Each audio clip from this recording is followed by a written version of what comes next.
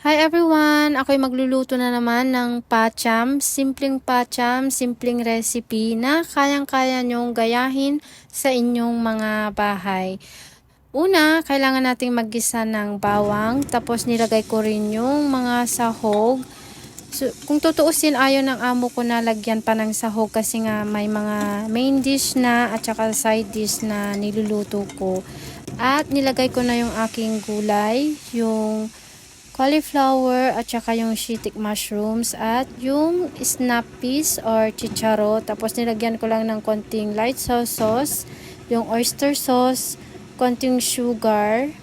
Naglalagay din ako minsan ng nor powder kaso nga lang patago kasi ayaw ng amo ko na gumamit ako ng nor powder. Bali yung pinaka-betchin na namin dito is yung sugar. Bali, brown sugar yung ginagamit namin kasi pag brown sugar daw mas healthy kaysa yung puting asukal.